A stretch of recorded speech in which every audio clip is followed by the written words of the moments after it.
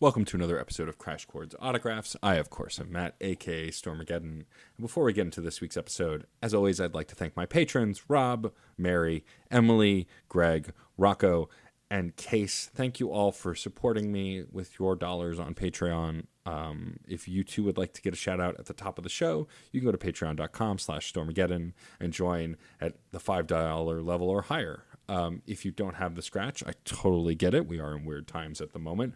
Please feel free to just write a review and subscribe. Liking, subscribing, and writing reviews for this show or any of the other shows I do is the biggest help, as it allows me to grow my audience and interact with more fine folks. Enough about that. Enough pitching. It is time to talk about our incredible guest this week. I am chatting with Lisa Foiles, actor, internet nerd, writer, singer, all-around goofy, awesome person. Lisa Foiles is someone I've been a fan of for a long time and who has been about on the internet doing lots of really cool stuff. I've admired her career from afar, and we actually got to chat as in person as you can do during the end times. But we chatted, we recorded it. It was a blast. I had so much fun catching up with her on all the things she's been working on, including her brand new book, Ash Ridley and the Phoenix, which is out now. You can buy in all the awesome places where you buy books or audiobooks. So definitely go check that out. But enough about me babbling about Lisa Foiles. Instead, let's get to the interview where you can hear for yourself my incredible conversation with the brilliant and talented Lisa Foiles.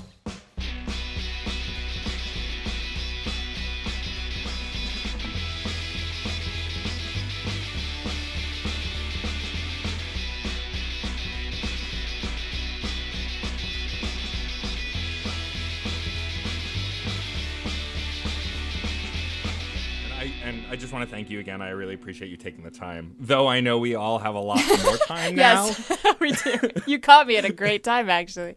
Yeah. Worked out. It does. And actually, what I wanted to start with to talk about is your return to doing some videos, because that's where I think I consume the most of your content. I know I knew you from all that and some other stuff, because I think we're about around the same age. Right. I will be 37 in October, so just to give you an idea. Yeah, I'm 34 this year. Yeah. Oh my God. I swear, once you turn 30, you just forget your age. All the years just blur together. Yes, it's totally true. But that said, I got really into your stuff when you were working on The Escapist, and you were doing your top fives and all that stuff, and then moved over to doing your own stuff on YouTube. And so I know the obvious answer is probably you just have more time, but what was your decision to come back to YouTube and do some more stuff besides promoting the book? Yeah, so I absolutely love doing videos, any type of content. I mean, obviously, since I have a book coming out, and I have, I taught myself how to play guitar, and I'm writing original music, and, I'm just that person that just constantly has to create. And then kids came along, and it's funny how having two tiny little kids just really prevents you from doing anything. I mean, even, it's hard. Like, I love them to death, and that's kind of my decision to step back from, a lot of the YouTube videos and stuff like that, to make sure I'm spending enough time with them in their very, very young years. So, I'm not upset about that or anything, but I do still have this constant thirst to create. And, YouTube is just that perfect outlet where I don't have to answer to a boss. I don't have to fill, a concept from somebody else. I get to be completely creative, come up with my own sketches, and just do whatever I want. And that kind of scratches the itch, I always say the hardest thing about being an actor is that you can't really just do it. Okay, so if you're a musician, right, you can go in the other room and pick up your guitar and play, and you're like, okay, cool, I feel like I've scratched the music itch for today. If you're a singer, you can sing a song and you feel like you've scratched the itch.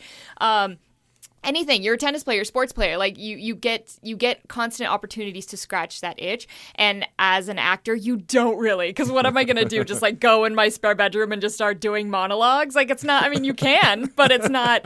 The fun of acting is playing off another person and creating a scene with them and working with a director and working with a team. And as an actor, you just don't really get to do that very often. You're at the discretion of other people hiring you on projects. So YouTube is kind of, that allows me to get that out of me, that actor that's just constantly nagging at me. I can just do silly stuff and do sketches and hopefully entertain other people while I'm at it. Yeah, well, it was nice to see the newest top 5 you did, which games that take place at home or games where you're at home. Was that you did it as someone who's watched a lot of your videos, like you did this kind of like clip show interspersal of just like, oh, I never did that thing, and then showed all the clips of you doing that thing. Yeah. Which I thought was a lot of fun. You say it's your last top 5. You're just coming back for one more. I find it very hard to believe. It's got to be the last one. As I was putting it together, I was just like, I can totally see why I don't do this anymore. This is so effing hard to do. Okay, so how that came about was, I'm actually enjoying the quarantine. Obviously, I know this is a terrible thing that's happening, and I'm, very aware that people are sick, and it's a very bad thing. But as someone who always stays at home anyway, I'm very much a homebody. I was homeschooled growing up. My parents were stay-at-home. I was a stay-at-home mom and my dad worked from home. And I'm just that type of person. I would rather just stay in my house and just create all day. That's what I want to do. I don't want to go outside. There's people and germs in the sun and I don't want any part of that. So the quarantine is actually kind of fun for me because my husband Sean is home now all the time. So I can say, hey, can you watch the kids for like 2 hours while I do something crazy? And he's like, yeah, totally. And I don't usually have that luxury. So I'm really enjoying that.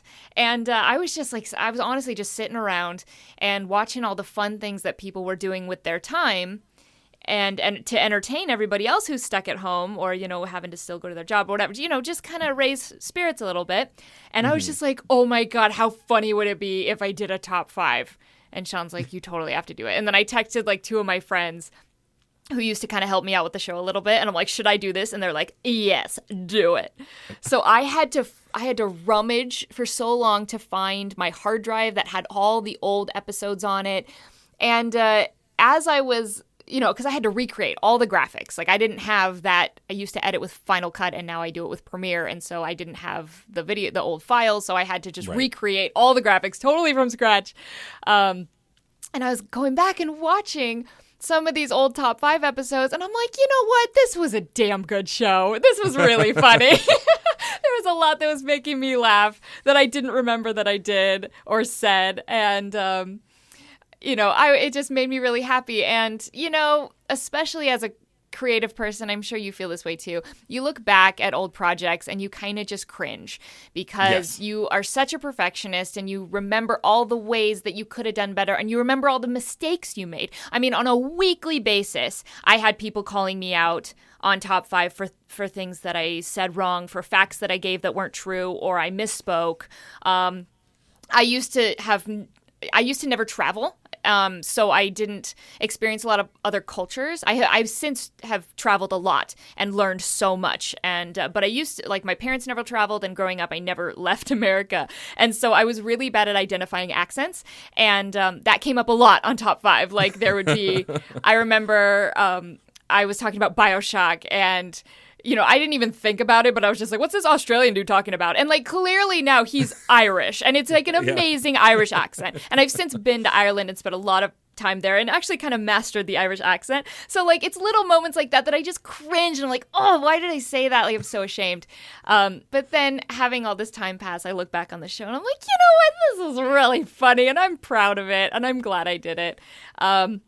So yeah, doing the top 5 again was just kind of to make everybody smile who used to support the show and like the show. And I think it definitely worked. I mean, I had so many people tweeting at me and saying, oh man, I used to watch this in college, or, this is how I found you, and et cetera, et cetera. So it just really made me happy that I was able to make everybody smile, after 800 hours of editing and research and blah, blah. That was always the problem with Top 5 is that I was a one-woman show. And so I had, it's not like I'm just talking about one game. I'm talking about 5 games and I'm picking those 5 games out of thousands of games. So I have to research, the top 20 and then pick 5 out of those. And it's like a lot of them are games I haven't played. And so just the research alone takes hours. And then the filming I have to do by myself. And then the editing and the finding the assets. I mean, it's a production. So sadly, it really is probably my last top 5, unless I can gather a team of people to do all the work for me. That'd be great. Isn't that the dream? You come up with the concept and then get other people to do the work. Yeah, it's why most of my podcasts are fairly conversational, is I automatically give myself a little less work to do, because while I do some research, especially for my gaming podcast, because we talk about tropes in gaming and like certain things we want to highlight, the research is on a lower level because I'm referencing a swath of games and I'm not focusing on like one specific thing. So I get that. Yeah. Like, especially like all of my other shows besides this one have co-hosts, and if I didn't have co-hosts and someone to share the load with, I would go insane. Conversation is definitely that having somebody else to bounce off of is definitely easier. You can kind of call each other out. And also when it's a conversational type of project, you're not as much putting yourself up on a pedestal as like, I'm the knower of all things, which as a host, you usually kind of have to do. That's like how you sell a show. There's actually a lot of hosting that I do here in Vegas, just kind of like side projects where I'm hosting for companies that I don't really know anything about. But because I'm the one with the microphone, I have to prove to everyone that I know what I'm talking about. I actually just did a great gig with Link Belt Excavators. And I don't know anything about farming equipment and construction equipment. I know nothing. But I'm the one up there with the microphone. So yeah, I'm going to play to my strengths and make it fun. And I don't think everyone in the audience was looking at me to be an excavator expert. I sure hope not. But I still had to make sure that I did my research and learned about all this equipment and could, easily command the crowd. So yeah, it's tough. Yeah, it's one of those things where, like, for me, the dream of this show is steering a conversation that mostly is the guest is leading, right? Like, they're talking about things in their life or whatever. As far as I'm concerned, the less of me, the better, because most people are probably tuning in for the person I'm having on and not me anyway. Oh, don't sell yourself short. I mean, that's the most fun thing about being on a podcast is getting to talk to you. You know what I mean? Like, yeah, sure. I like talking about, my work and stuff that I'm doing, but obviously, like, I'm here to chat with you, dude. Well, and I appreciate that. As someone who, you've always had such a great and open online presence that I really loved. Like, there are a ton of folks I interact with on Twitter who don't respond when you say something nice, and that's fine, right? Like, everybody's busy, but it really does feel like you try and go out of your way to interact with the people who like your work, and I appreciate that as someone who enjoys your work. Thank you. I do try. I definitely try. Like, I go weeks at a time without paying attention to my social media because I just can't find the time to do it. It really does fall to the bottom of the to-do list. So, I will go weeks at a time where I won't respond to people, or, I'll be like, I'll want to respond to somebody, but then the tweet was like, a month ago, and I'll be like, oh, maybe but I do try. So, I mean, I appreciate that. Thank you. That's sweet. So let's move on to your book, your young adult novel, your first book ever, My Ash Ridley book. and the Phoenix. Yay.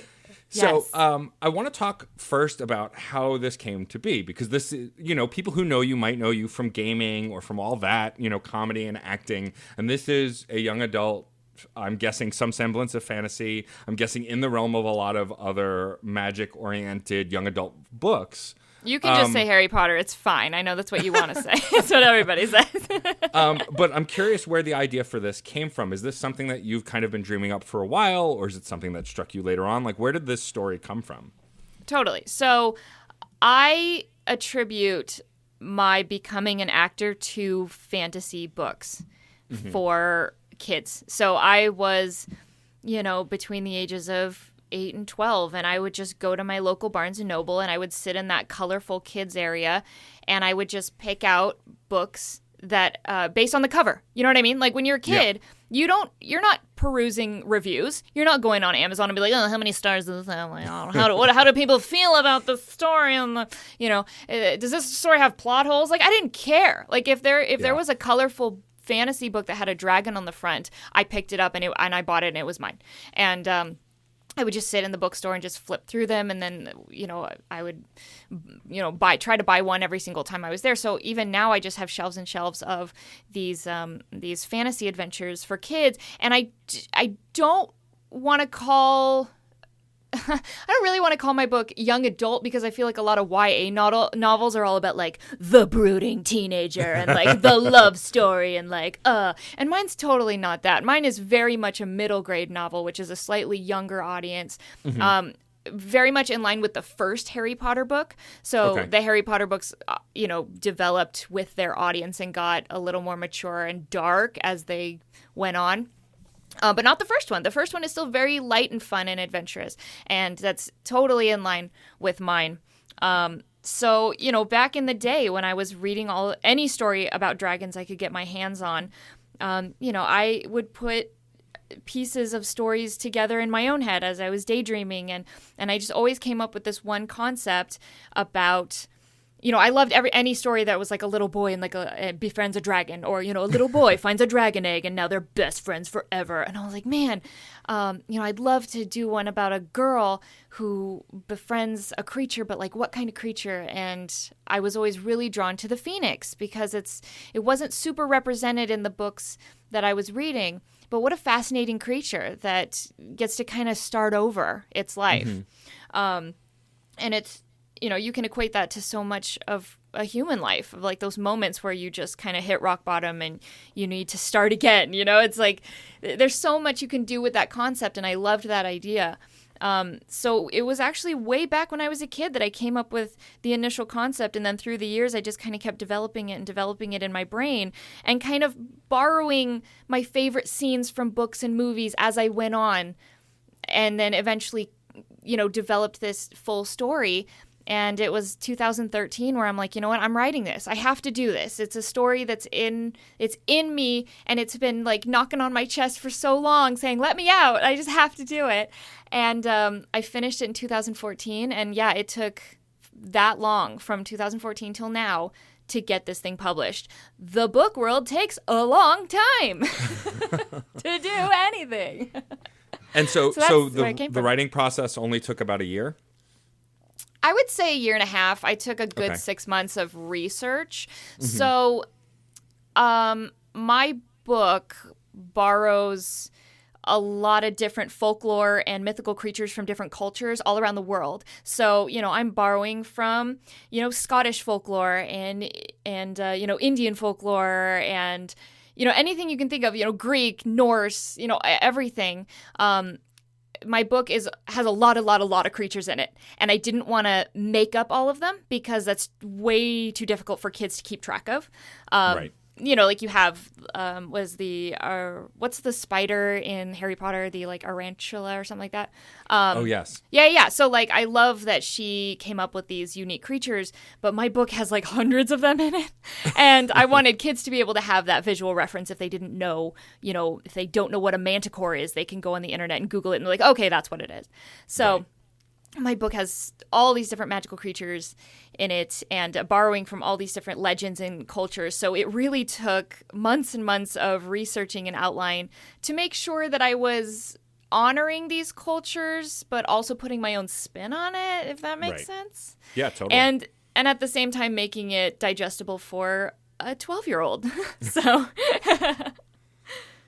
That's awesome. I mean, what's really interesting to me is that, so first of all, you talked about shopping for books by the cover. Did that inspire the cover artwork? Because it is very striking and very beautiful and a mix of really great colors. Like, did your knowledge and love of that kind of shopping inspire how you would make the cover for the book?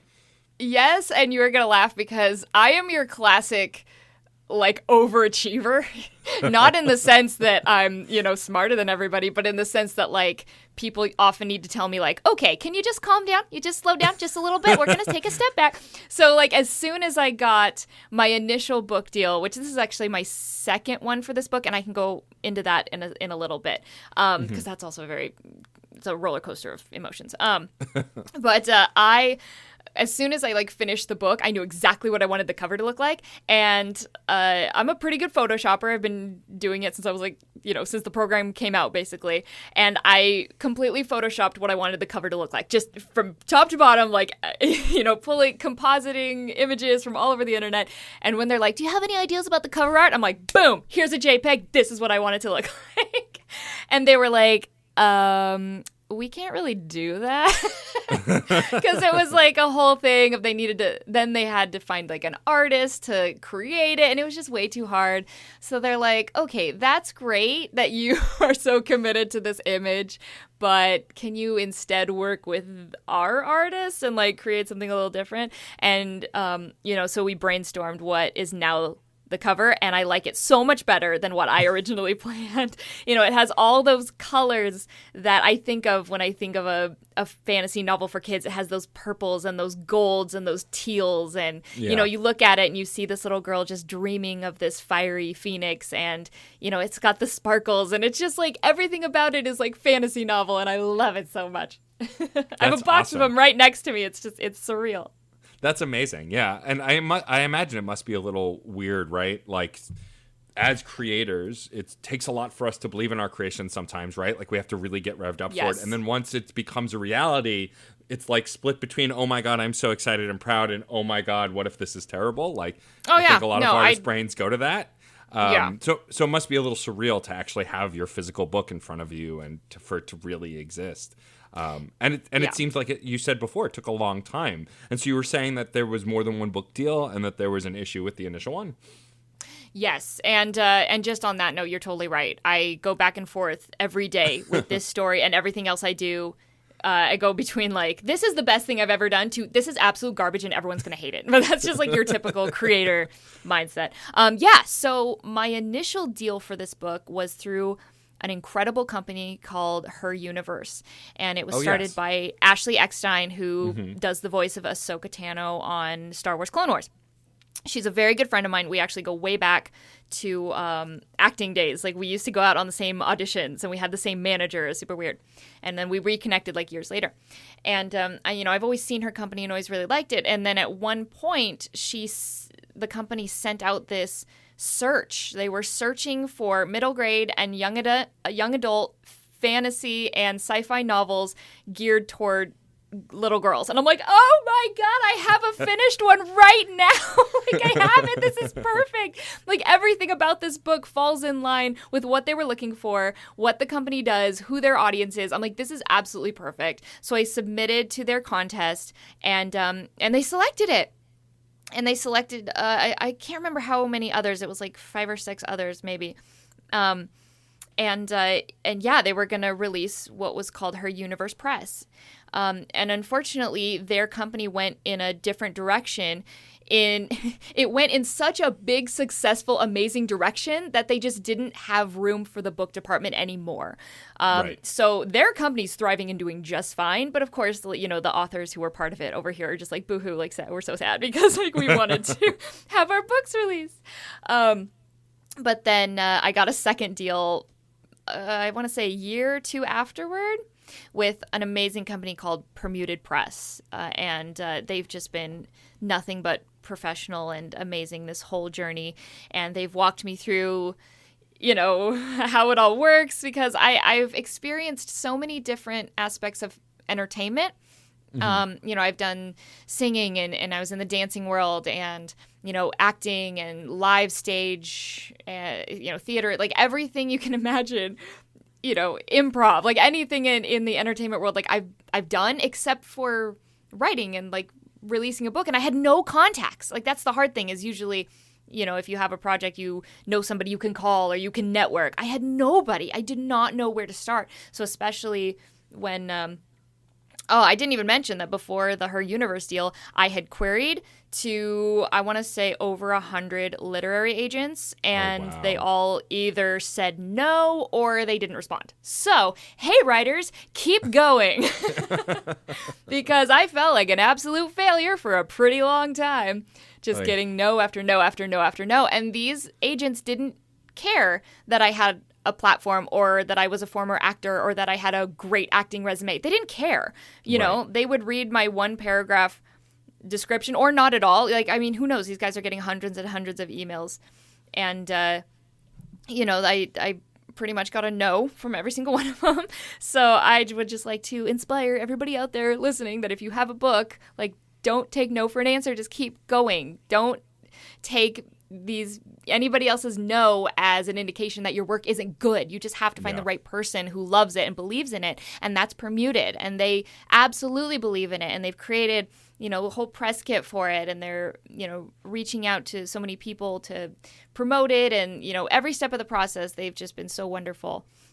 So yeah, here I am. It's in, I don't know when this podcast is going up, but as of right now, it releases in 3 days, which is April 21st. So if it's after April 21st, go buy my book, go buy my book, go buy my book, go do it. You will love it. It will be out after. This will be out 2 weeks from this Tuesday. So. Okay, then go buy my book. So what I'll actually ask you to do is to send me a link to where you want people to purchase it from, and I'll make sure that in the show notes I put all that information so people can go get it. Fantastic. I think it's awesome to see people that I respect and who do great work to expand into other fields. I mean, and I feel like it's more common now, right? Especially in the quarantine as of when we're recording, like, you could have 10 projects, but there might be an 11th project of something you've never tried that you're like, well, I might as well, right? I have the time. And expanding kind of the things you're working on. With your return to video and your promoting of this book, are there any other things that you've started working on that now that you kind of feel like you have more time while other projects are on hold that you might not have necessarily worked on before? Things that you are excited to try that maybe you haven't done before? I mean, this month and last month, I'm pretty much focusing on the book. It's kind of my, first priority. But I taught myself how to play guitar, I want to say 2 years ago. And I'm obsessed with it and I love it. And so, yeah, I'm continuing to get better at that. And I'm writing music, which is a whole nother, creative branch of my tree here that I'm exploring. I've never really done that before. In fact, I wrote a couple songs when I was younger, and I basically just recorded them into a tape recorder, and then I took them to my music producer friend, and I'm like, make this a song. And they did, but I had that was like my involvement. But now to be able to come up with different chord progressions and match lyrics to your chords and your music that you're creating with your fingers. It's very, very cool. I'm sure a lot of guitar players are listening to this right now and they're like, what a noob. But it's true. Like, it's a really fun thing. Sure, yeah. Well, I mean, I remember, like, because I'd known you from acting and hosting and, like, that kind of stuff. And then when you released Edge of the World with Miracle of Sound and did the live action video, I was like, oh, shit, she can sing, too? Fuck, awesome. Oh, that was so much fun. So talk a little bit about that. Like, yeah, I've been singing since I was a kid. I actually started singing before I started acting, and I was classically trained. So I went through, I did opera lessons for a really long time. I was singing these songs in Italian that I had no idea what they meant. I was, a little 12-year-old just like, I have no idea what I'm saying. So I have been singing forever and ever and ever, and I love it. And it is another passion of mine. And yeah, and obviously I knew Gavin at Miracle of Sound through The Escapist. Yep. And we met one time at the Escapist Expo, because obviously he lives in Cork, Ireland, and I do not. I live very far away from that. And we met up at was it North Carolina, I think, for the Escapist Expo, and we just hit it off. And he approached me about doing the Lara Croft song.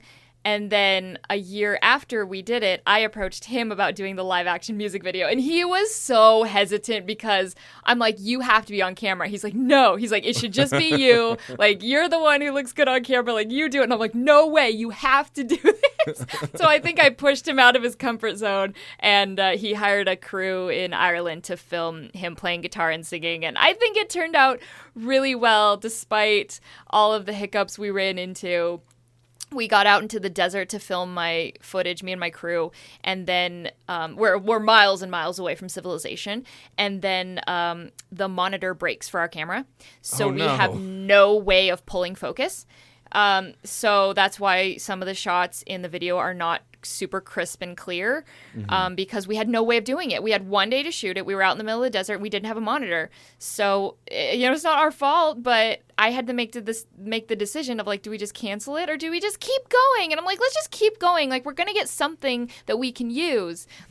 And I don't know who told me this, but I was talking to somebody a long time ago. I was like obsessing over color correction and, like editing and like, oh, does it look good? Does it need this like filter and vignette? Not this project, but like something else. And I was just like, I want to be a better editor, but I don't really know what I'm doing. And they said something like, all that matters is that a shot evokes the emotion that you want it to. It doesn't matter if it's perfectly shot. It doesn't matter if it's perfectly clear. It doesn't matter if the colors are right or whatever. If the shot you're looking at evokes the right emotion, that's the shot you use and you're doing it right. And I'm like, you know what? That's so true. And after I heard that, I was just a lot less hard on myself. And so even though some of the shots aren't perfect in the music video, I still think they portray what I want them to portray. And I still think it's a beautiful video. I think it turned out great. So yeah, that was a lot of fun. I hope I get to do that with Gavin again. Maybe I'll call him up. Yeah, you should. I mean, that was really cool. And it's always fun. Like, we all kind of exist on the internet now, right? That's just kind of the nature of things. And it's always fun when someone I'm following who does X or Y then does Z. And you're like, oh, I didn't know they could do that, even if they could always do it. It's always fun to discover those things. So it's funny that you say that. I was actually just thinking about this.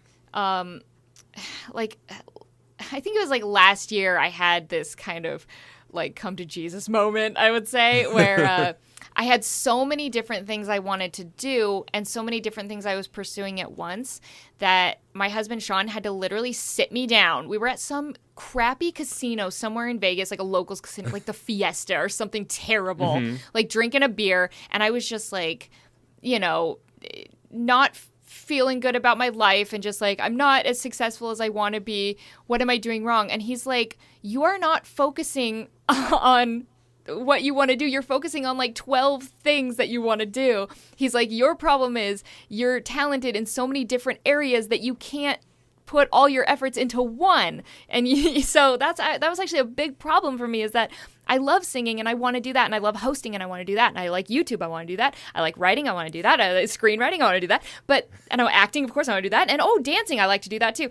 But I can't do all of it. There's only so many hours in the day. So I really have to scale back and figure out what I want to do and kind of go gung-ho on that. And that's actually really hard for me because I'm so passionate about so many things. So I do my best to, again, I use the phrase scratch the itch. Like, I do my best to, to fulfill all of my creative dreams. But it's hard, man.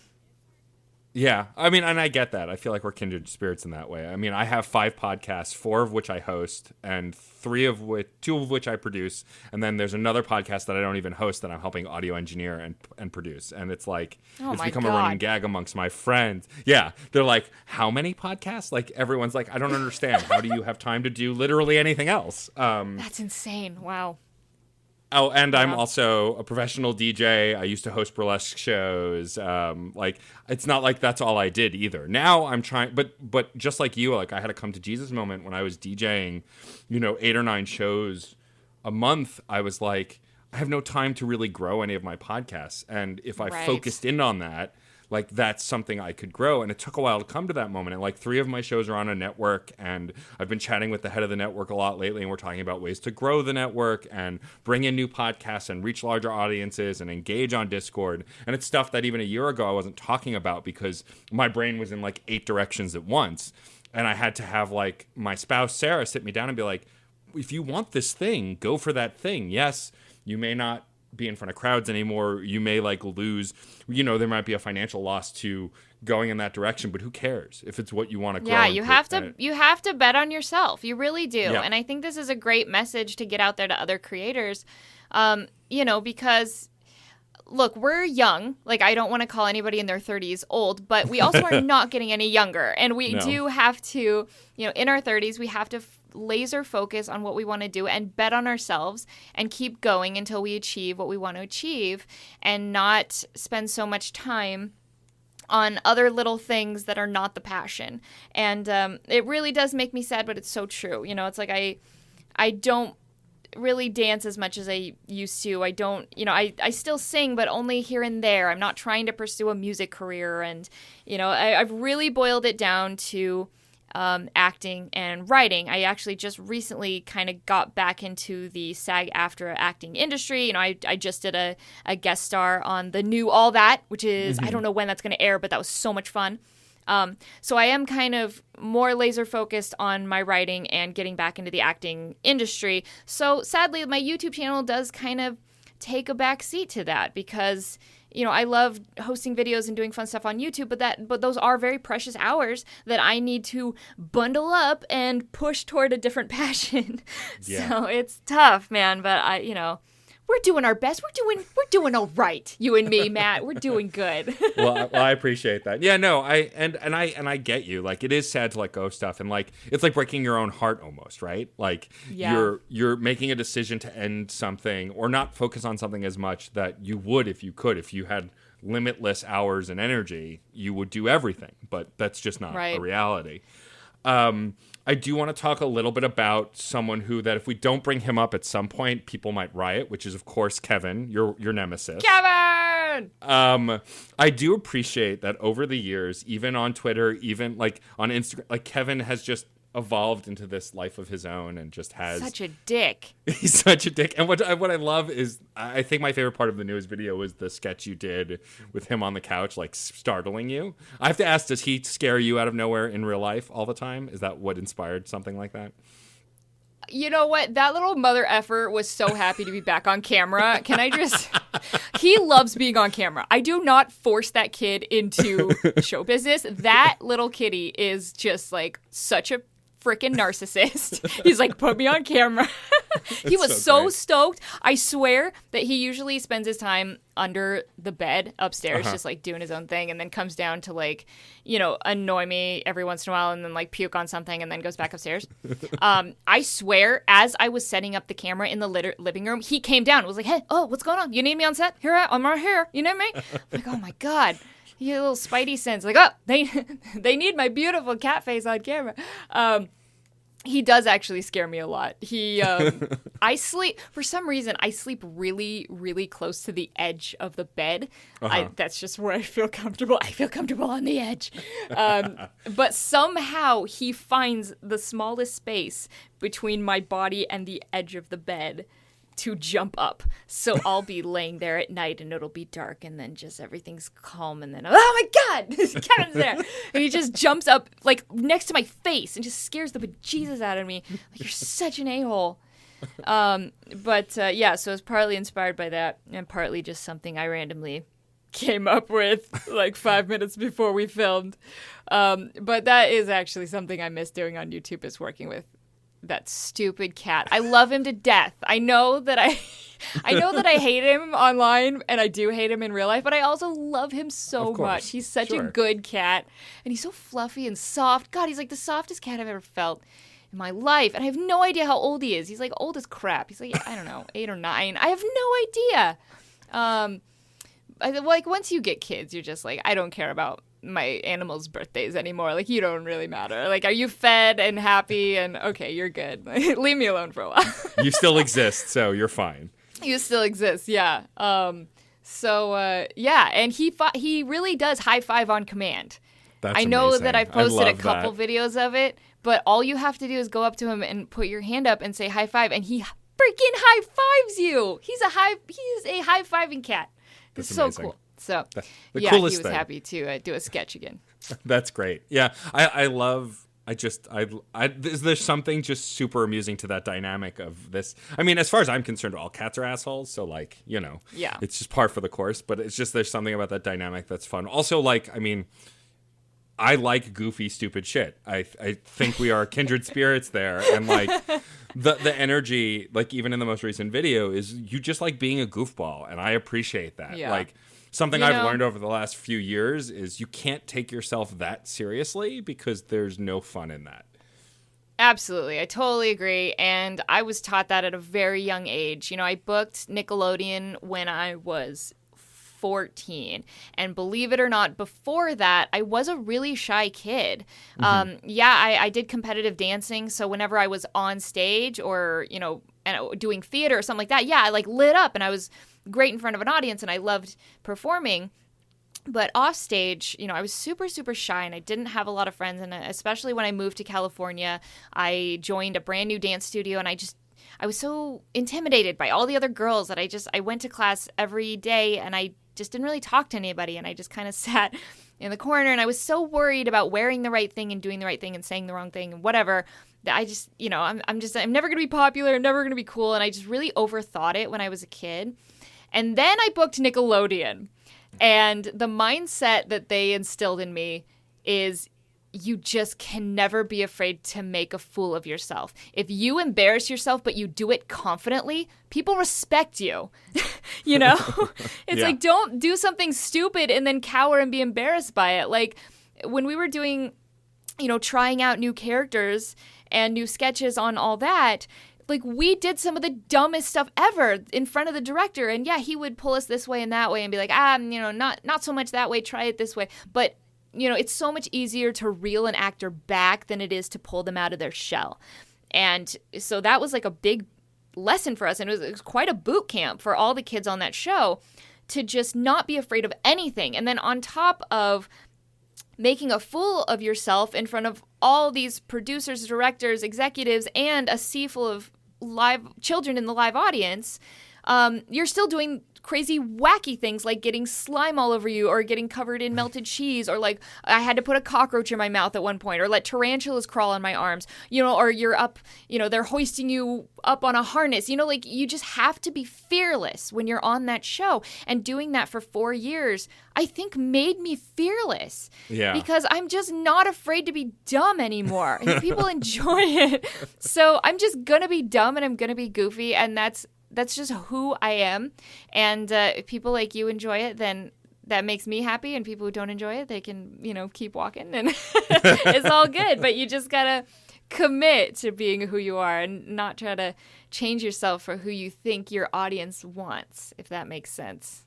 Yeah, totally. I mean, I stream on Twitch and I have a fairly small audience, but I couldn't do it for a while because I kept burning myself out trying to think of, well, what does the audience want, right? Like I have to play something that they want to watch. I have to do something they want to watch. And then I met the incredible streamer Cypher of Tier, Tanya, who told me, like, that shit doesn't matter. If you have an audience and people actually give a shit about what you're making, they will watch what you're making. It doesn't matter what it is. If you feel like just if you build it, they will people, come. Pretty much, yeah. And like that was such a valuable lesson to me because it gave me the energy to work on things that I might not have otherwise, because I would get so far of my head of myself going like, well, they're not going to like this and I have to do this to make people happy. And that's no way to create, because then you don't actually get to the core of what you want to make, which is the important part. Yeah, it takes a long time to learn that. I mean, it's almost impossible to know that when you're a teenager. Sure. And kind of in those formative years, you know, when you're younger and you're trying to discover who you are. You know, I had to step away from the acting industry when I was around 18 because I was just too far into it. And I got too obsessed with it.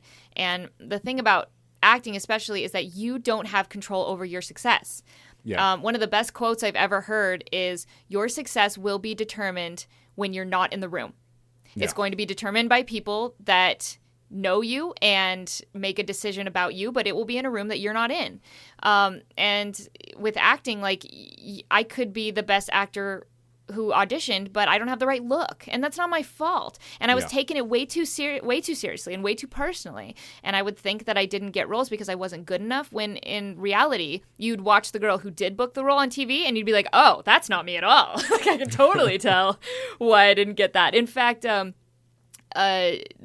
guy who created my show, All That, I ended up auditioning for him for a role on Drake and Josh. Like, he just was my boss for 4 years. Like, nobody knew what I was capable of more than him.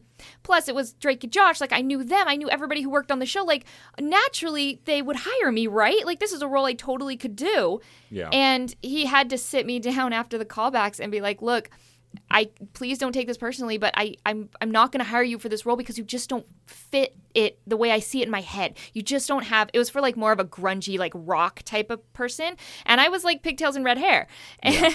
And so he's like, you know, you did a great job in the audition, but it's not about that. So please, like, don't take this personally, but I can't hire you for this role.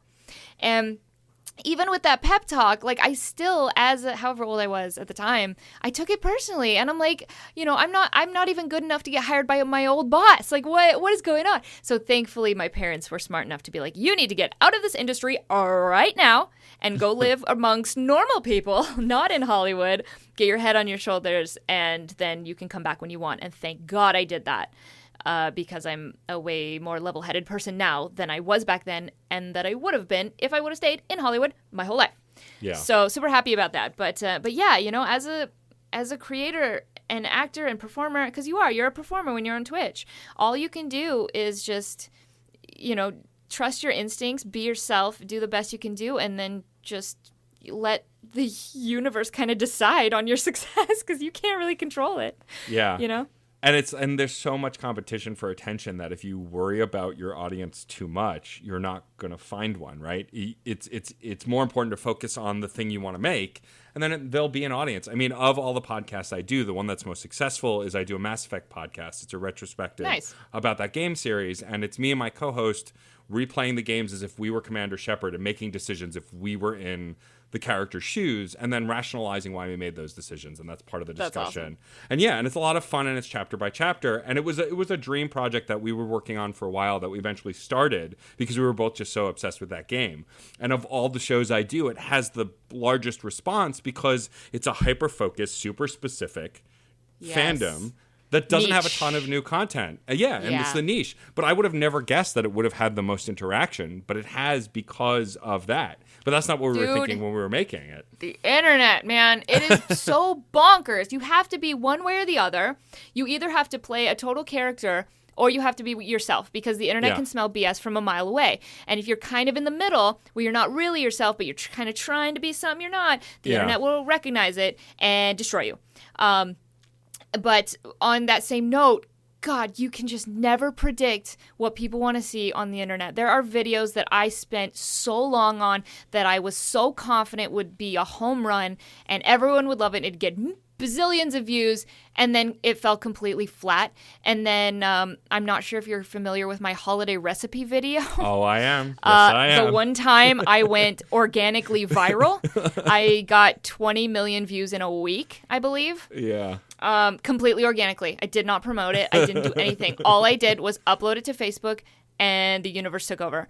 And it was insane. The most fun thing about that was just watching the stats behind the scenes, you know, because when you have a, you know, that you know, public Facebook, whatever the special Facebook account when you're like a, you know what I'm trying to say, like not celebrity. I don't want to say that, but the professional page. Yes, the professional like business Facebook. You get all these stats and all these charts and all this crap in the you know back end of it, and we're just like watching, you know, like, oh, look at this million people came from this country and this over here is like, it was insane watching that. And just, you know, thousands and thousands of comments and hundreds of thousands of shares. And I'm just like, I threw this video together in 1 hour. I didn't even use my microphone. I just used my crappy camera microphone. I didn't even think it was that funny when I made it. I literally, it was when I was doing weekly YouTube content. Yeah. And I also had a 6-month-old baby. And I'm like, I have to do something while she's napping. What do I do?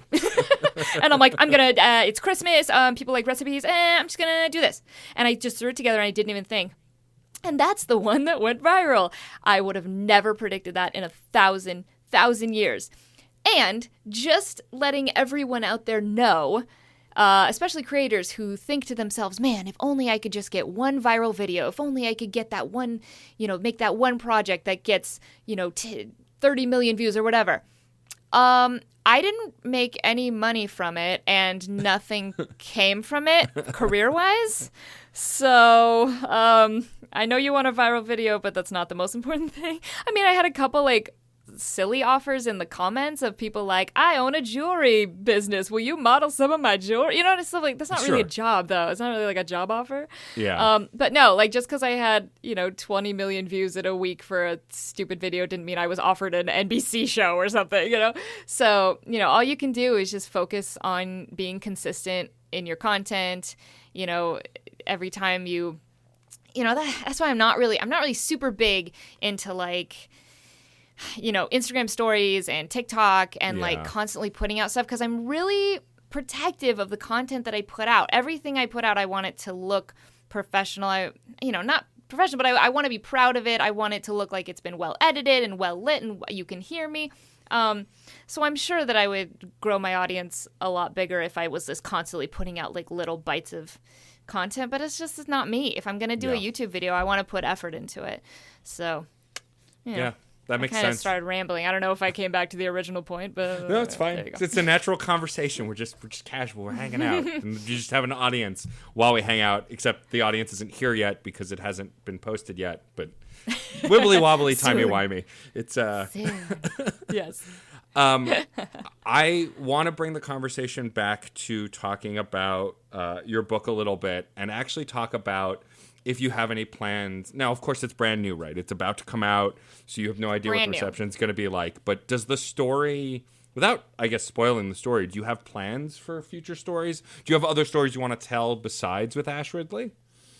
Yeah, so I'll give you a little synopsis. So It's basically about a 12-year-old girl named Ash, and she's a peasant girl, very poor, and she's a stable hand in a traveling circus of mythical beasts. So, she works for this, horrible woman who parades these mythical creatures around in cages and makes them perform for people, and she's the one who cleans up the cages and grooms them and all that stuff. And then one of the animals in the performance in one of the cages is the phoenix, and after he does his rebirthing ritual, again, I don't want to get too much into it, but she befriends the baby phoenix. His name is Flynn, and they begin this really cool journey together where they're whisked off to a school where wealthy kids train magical beasts. It's kind of like a Pokemon in the sense that every kid has a different beast, so like the girl who hates her has a unicorn, and then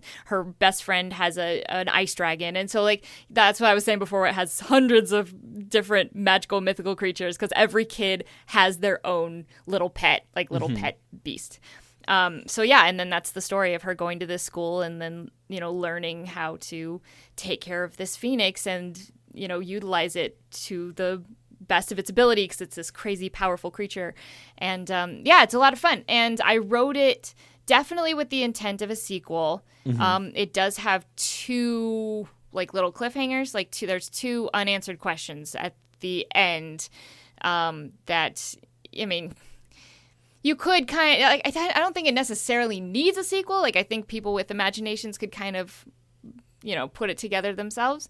But, man, I would love to write a sequel if it does well and people want another one. Obviously, I'm not going to force one on them if nobody likes it. There's that, like, creative side of my brain that's like, everybody is going to hate it and it's garbage. I don't know if it necessarily needs one, but I would love to write another one. That being said, it did take me a year and a half to write the first one, and I don't have that kind of time right now. So I would have to, like really figure out my schedule to sit down and be able to write another one. But, it's such a cool adventure delving into the literary world. I've just never done it before, and I have no idea if 12 people are going to read this book or like 1,000 people are going to read this book or more or less. I don't know, but it's fun to do something different. So who knows? And I actually wanted to ask, with that, I know that you're working on the audiobook. You are reading your own book, which must be somewhat surreal. And so I'm curious about your approach to doing a fantasy book as an audiobook. Are you doing different character voices? Are you like kind of creating the narrative using your voice? I imagine as a voice actress, you would want to do something like Matt, that. let me tell you, I performed this book. It's so funny because I was supposed to I got a really good audiobook deal through Recorded Books. Like, they were super interested in it, and they wanted me to come to LA to record the book in their studios with their audio engineers and all that fun stuff. But unfortunately, this little pandemic made that not happen. So I actually had to borrow equipment from an amazing audio engineering company in town here called Dog and Pony. Mm-hmm. And John and James work there. They're super good friends of mine, and they were so sweet to lend me some awesome audio equipment. I'm looking at it right now. And I set up a makeshift recording booth in my house, and it took me, I think, 3 days of just reading this book. And the cool thing about getting to do it on my own time is that I could try out different character voices, and I could redo parts, and I didn't have to worry about wasting someone else's time, you know? Right. It was just me in my house, and I had as much time as I wanted. So, yeah, I gave every line of that book, effort and passion, and every character has a different voice, and I was flailing my limbs as I was doing it, and I worked up a sweat, and I mean, I had to take long breaks after some chapters where I had many characters talking back and forth to each other because, I would go back and forth between 4 different voices in a couple paragraphs, and I'm just like, oh my God, I need to take a break. This is really hard. But it was so much fun. And it actually, I was joking earlier about this kind of coming full circle that you don't really get to act by yourself. But I kind of did, when I did the audiobook, I really did get to spend hours acting, and it was so much fun. That would be a reason to write a sequel right there, is that I get to do another audiobook. So I don't know which one I'm more excited for at this point, the actual physical written book or the audiobook, because man, that was a lot of fun. And I feel like I really did bring it to life. I've only listened to about 3 audiobooks in my life because I really do like to hold a book and smell it, but the audiobooks that I've listened to, the author didn't really perform it, just kind of read it straight. So I have no idea if what I did is going to be, well liked. I don't know if people will enjoy what I did, or if they're going to be like, whoa, once again, you need to calm down. Okay, overachiever, can you just take it down a notch, please? I don't know. We'll see. I feel like personally, as someone who listens to a lot of podcasts and likes, if I'm listening to something narrative, I like it to be performative. I feel like that's a good fit. Okay, cool. I don't listen to a ton of fiction audiobooks. I mostly listen to autobiographical audiobooks because they're essentially like long-winded podcasts. But I, as someone who enjoys your performances, I feel like that's kind of a match made in heaven, and I have to assume that at least a portion of people are going to come to this knowing your other work, and so they want to hear that in the book and in the audiobook if they're coming to it. I hope so, and thank you so much for the compliment. I mean, I do really try to put my heart and soul into everything I do, and the audiobook was no different. And I almost didn't get to do it because with the pandemic and everything, and me not being able to do it in the recording studio, they did mention that they would have one of their other narrators do it, and I just flipped out. I'm like, no, this was part of my dream since I was a kid, is to do my own audiobook. Please let me do it, please, please, please. And they're like, fine, if you can find a way to make it sound good, you can do it. And I did find a way, gosh darn it. So yeah, I hope people enjoy it. Before we wrap up, first I want to thank you for taking your time and being so generous with your time. It's an honor to have you on the show. Thank you for having me. I appreciate it. And before I have you sign us off, why don't you tell folks where they can find you on the internet and where the best place to buy the book is? Since I know different sellers, blah, blah, blah, I'm sure there are preferred places you'd like for them to get this in the audiobook. So please pitch away. Yeah, well, thank you. You're saying so many nice things about me. I appreciate it. You guys can find me on Twitter at Lisa Foyles, on Facebook at Lisa Foyles Official, Instagram, Lisa Foyles. In this day and age, you can just search my name and I will be there. As for the book, it really doesn't matter where you get it. It's available on Amazon and Barnes & Noble. I think at this point it will be delayed, but only a couple days, I think. People are getting emails that, it's supposed to arrive on the 21st, and I think it's going to arrive on the 23rd or something, which is so great because a lot of other books are not coming out at all. So Amazon or Barnes & Noble, just search Ash Ridley and you'll find it, or go to lisafoyles.com and I have all the links there. And I know that Premier Collectibles was selling signed copies of my book, However, right now, the little buy now button is gone. So I don't know if they're experiencing difficulties with shipping out books right now. But I did sign a whole bunch of books, and Premier Collectibles is selling those. So if you want to maybe hold out, I'm trying to look into that to see when those are going to be available again. But you can get a signed copy. And I don't have a link yet for the audiobook because I literally just finished the retakes yesterday. So they are finishing up editing it right now. No idea when that's going to be up, but I will post it all over social media. But please, comment, like, talk to me, like, tweet at me. I love talking to you guys. Hit me up. I do really try to respond to people, and I appreciate all the love and support I get from you guys. It's really blown me away with telling everyone that I have a book coming out, just how many people like really support me. So it's so good. I love you guys. Awesome. Well, again, thank you for taking the time. This honestly and truly is kind of a dream come true. I followed your career for a while, so it's great to get to chat with you. I really appreciate it. You've always been so kind online. The last thing I'll have you do is we have a saying on the show, which is music is life and life is good. It's born out of the show originally starting as just a music interview show, and the idea that if you're creating art, no matter what's going on in the world, no matter what's on fire, as long as you're creating something that you're passionate about, life is pretty good. So if you could say that sign off and wrap up the show. Yes, it's what I live by at this point, Mr. 5 Podcasts and No Free Time. If you want to wrap us up with that, I would really appreciate it. Yeah, well, thank you again so much for having me on this show. And I wholeheartedly agree that music is life and life is good. That's it for this episode of Crash Chords Autographs. Our theme music is by Michael Kill. Our logo was designed by Case Aiken and Joey Amons. If you liked the show, please rate and review us on iTunes and Facebook. You'll help us reach more listeners. Questions, comments, or guest recommendations? Email matt.storm@crashchords.com or hit us up on Twitter @CrashChordsWeb. Thanks for listening. Hi, this is Victor Devon, and I am the host of We Burlesque, the podcast. Every Monday, I talk to fabulous denizens of nightlife, including burlesque performers, both seasoned and new to the form, drag performers, performance artists, DJs, and artists who make up their respective scenes. You can find us on Spotify, Apple Podcasts, Stitcher, and more. Please visit weburlesque.com to check out episode recaps and see all the formats available.